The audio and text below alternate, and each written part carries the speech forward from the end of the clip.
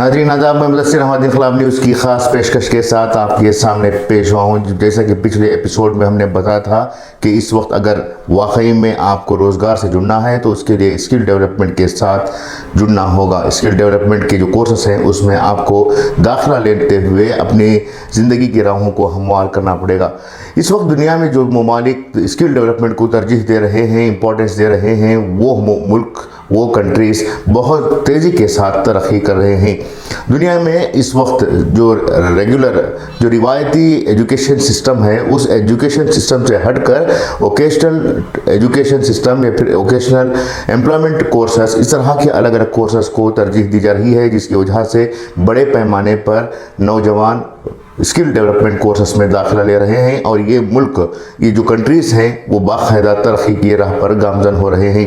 इसकी दुनिया में अगर हम सबसे पहले बात करें तो जर्मनी की बात कर सकते हैं। जर्मनी में जहाँ पर जो रेगुलर एजुकेशन सिस्टम है, उस एजुकेशन सिस्टम के अलावा वहाँ पर वोकेशनल एजुकेशनल ट्रेनिंग के कोर्सेस को भी तरजीह दी जा रही है, जिसकी वजह से वहाँ पर अनएम्प्लॉयमेंट बहुत कम है और वहाँ पर जो अनएम्प्लॉयमेंट का रेशो है वो 2.5% है, जबकि भारत में इसकी शरह बहुत ज़्यादा है।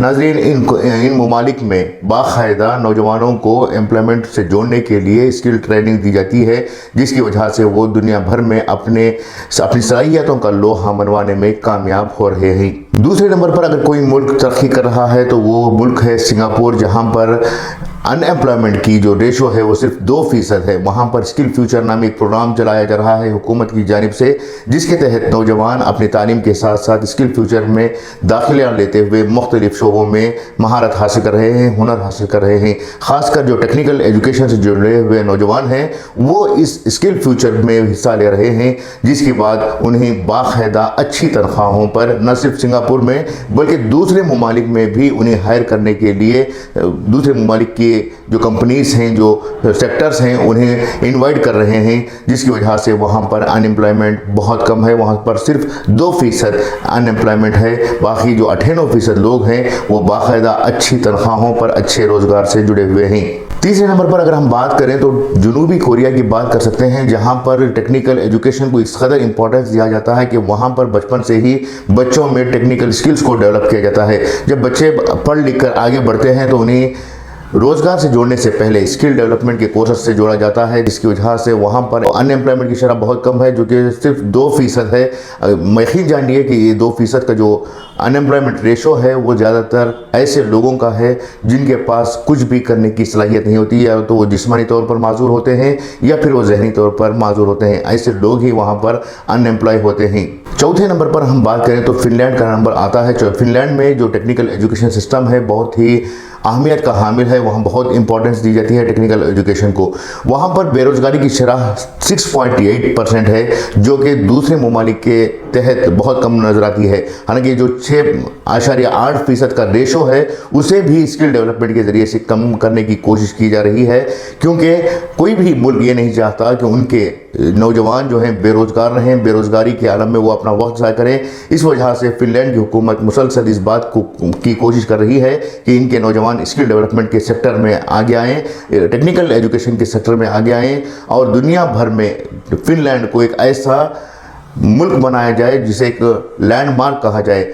गौरतलब बात है कि आपके हाथ में जो मोबाइल फ़ोन है उसके ज़्यादातर पार्ट्स जो हैं फिनलैंड में तैयार होते हैं। उसकी जो डिज़ाइनिंग होती है या फिर मैन्युफैक्चरिंग होती है वो तमाम मोबाइल फ़ोन्स की मैन्युफैक्चरिंग इंडस्ट्रीज जो हैं फिनलैंड में है, और लोग फिनलैंड के मोबाइल्स को बहुत ही इंपॉर्टेंस देते हैं। इससे ज़ाहिर होता है कि किस तरह से ये लोग स्किल डेवलपमेंट में आगे आकर अपने आप को दुनिया भर में एक मार्क की तरह पेश कर रहे हैं। हमने अब तक जिन ममालिक का, जिन कंट्रीज़ का तज़किरा किया है वो तरक्की याफ्ता और स्किल डेवलपमेंट में आगे आने वाले ममालिक हैं। अब बात करते हैं हमारे मुल्क भारत की। भारत में साल 2023 तक जो अनएम्प्लॉयमेंट की शरह देखी गई है वो 13% है, क्योंकि यहाँ पर स्किल डेवलपमेंट को अहमियत नहीं दी जाती। ऐसा नहीं है कि यहाँ के नौजवान तालीम याफ्ता नहीं है।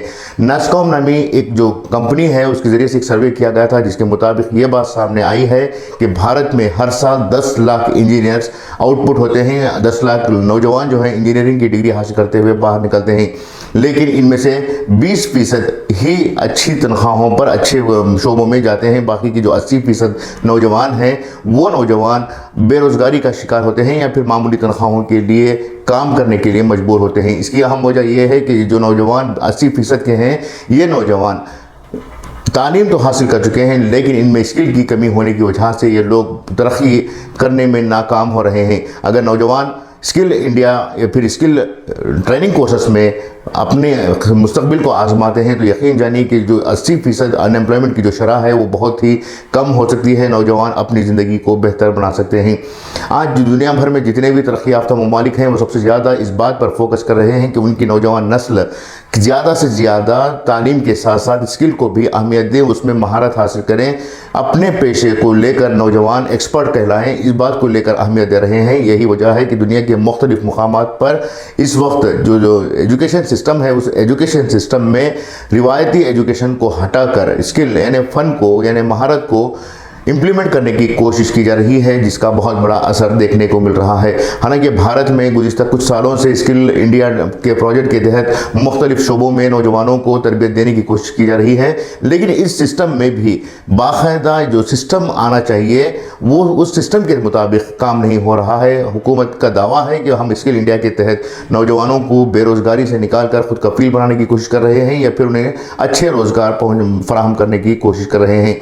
जहाँ हुकूमत का ये दावा है, वहीं नौजवानों का भी ये मसला है कि वो नौजवान स्किल के ताल्लुक़ से बहुत ही सीरियस नहीं है। वो चाह रहे हैं कि उन्हें आसानी के साथ स्किल कोर्सेस के जो सर्टिफिकेट्स हैं वो मिल जाएं, घर बैठे सर्टिफिकेट्स मिल जाएं, भले ही वो उसमें जाली सर्टिफिकेट हो या फिर गैर हाजिर होकर हाज़िरी दिलवाकर इंस्टीट्यूशन से जो सर्टिफिकेट्स मिलते हैं वो सर्टिफिकेट्स लें, लेकिन ये नहीं सोच रहे हैं कि उनकी ज़िंदगी में स्किल को अहमियत देते हुए उसमें एक्सपर्ट बने। अगर वो एक्सपर्ट बन जाते हैं तो यकीनन उनके लिए अपनी ज़िंदगी चलाना बहुत ही आसान हो सकता है।